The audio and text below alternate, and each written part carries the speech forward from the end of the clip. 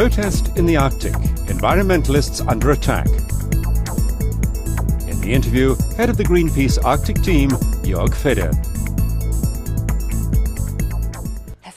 Mr. Fedder, 28 Greenpeace activists and 2 journalists have been imprisoned for weeks in Russia for protesting against oil exploration in the Arctic. They have now been moved from freezing cold Murmansk to St. Petersburg, and there's talk of a temporary release, but that's not a permanent solution. How are your colleagues, and what can you tell us? My colleagues have been in detention for nearly 2 months, and you can imagine, it's winter in Murmansk, it's dark. They've been held sometimes in solitary confinement under conditions we consider inhumane. The food was very poor, the water barely drinkable, and they had no contact with each other.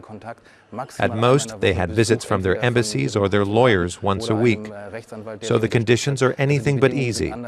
What is positive, however, is that they are still in good spirits and are still standing up for their cause, the protection of the Arctic. So they have no regrets about what they did.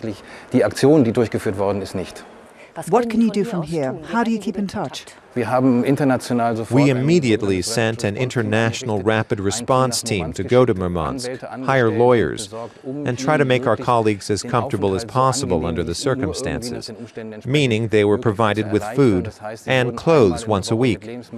The situation is now a bit better, but they're still locked up. They're not criminals, and the conditions are very, very tough. The former NSA employee, Edward Snowden, could also be an activist. Not only did Russia grant him asylum, but there's also always someone from WikiLeaks by his side. What do you think of such different treatment? We're focusing on our colleagues and doing everything to help make their situation easier.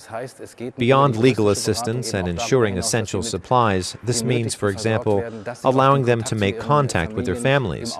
That had been very difficult, but now it's working to a certain extent. But still, the situation is very tense. But how do you see the Russian authorities' completely different treatment of people who were ultimately protesting? This is difficult to answer. I think that the way my colleagues are being treated is meant as a sign that the Russian state doesn't want anyone to disturb its plans to exploit the Arctic, and that Russian gas companies, oil companies, and others should be left to operate in peace. In other words, you believe Russia wants to set an example. There are plenty of indications that that is the case. They want to stop our protest, which has drawn attention around the world. But we can't let them silence us, because our job must be to protect the Arctic from this exploitation. Did you expect such harsh retaliation? No, we didn't. Of course, when we launch campaigns, including this one, we first think about what could happen. We know there might be opposition from those who are the focus of our campaign. When we were in the Arctic 12 months ago on the same oil platform, nothing happened. The operators did spray us with water cannon, but there was absolutely no response from the authorities or the justice system. But a year later, we encountered a very harsh, determined effort by the authorities. They boarded the ship, arrested our 30 colleagues, and brought them to Murmansk against their will. Shouldn't you have expected the Russians to be better prepared this time? Everyone knows our actions are fundamentally peaceful and non-violent. The Russian government and the judicial system know it too. We simply didn't expect such a harsh response. But didn't the crackdown on Pussy Riot show that Russia does not, by our standards, have the rule of law? It's important for us to protect the Arctic. We must show the public there is a problem when oil companies like Gazprom or Shell, BP, and Exxon are going to the Arctic to pump oil and are taking the risk of a serious oil spill. We must take action against this and use public pressure to stop such dangerous activities. But are actions like this still relevant today?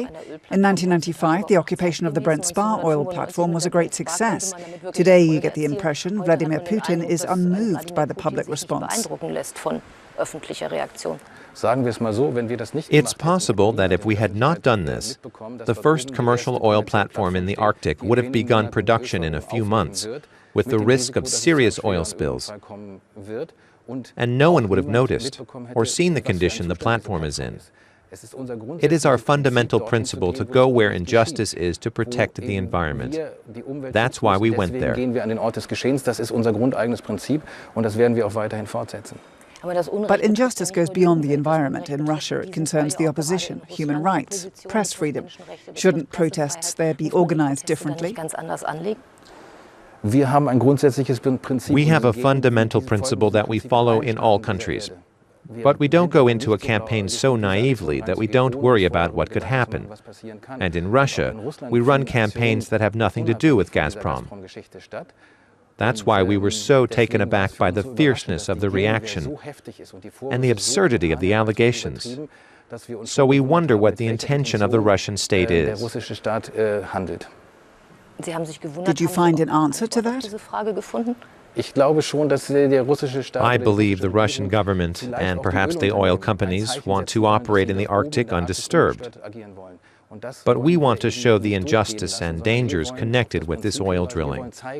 We saw what a severe oil spill can do 3 years ago in the Gulf of Mexico. We must also not forget climate change. If we let the global oil industry act like it's business as usual, the fight against climate change will have little chance of success. We've just seen a severe hurricane in the Philippines. Is the Arctic important for its role in global climate? Yes, in part. There are two reasons why we're taking these steps. The first is that the oil industry cannot drill safely in this very harsh region. It's dark for half the year. There are extreme temperatures. There are storms of unimaginable severity. If oil spills in this region, it can't break down, and there are no technologies to clean it up. That's according to experts, and everyone knows it. The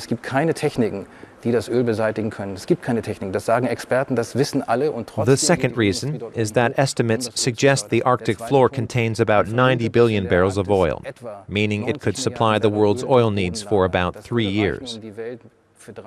And that means when this oil is burned, it'll further fuel climate change. We must draw the line, because we must not extract all the oil and gas we have already discovered if we're going to succeed in tackling climate change. Keeping the Arctic as a pristine region should be part of drawing that line. And that is our goal.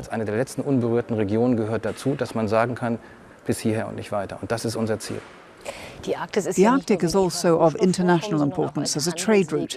What do you see as a solution for this part of the world? There must be international agreements.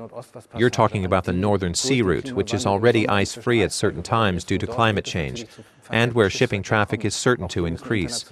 Here, too, there must be international rules to make shipping as safe as possible, meaning the ships must be accompanied by icebreakers when needed. Ships should only be allowed to use certain fuels, because increasing maritime traffic always means more exhaust pollution.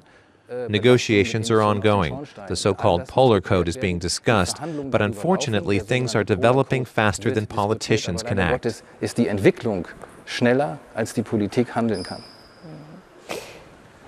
The ship the Russians boarded was in international waters. It sailed under a Dutch flag, and the Netherlands has brought action at the International Tribunal for the Law of the Sea.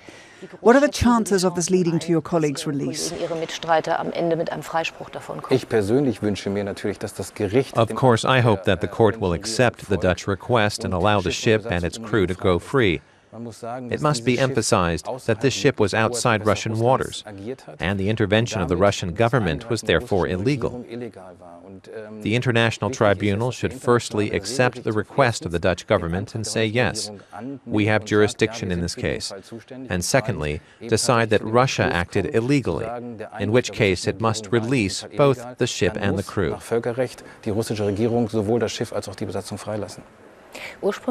At first there was talk of your colleagues being charged with piracy for boarding the Russian oil platform. Now the Russians are only talking about hooliganism charges. I say only because these could bring up to 7 years in prison. What do you expect? The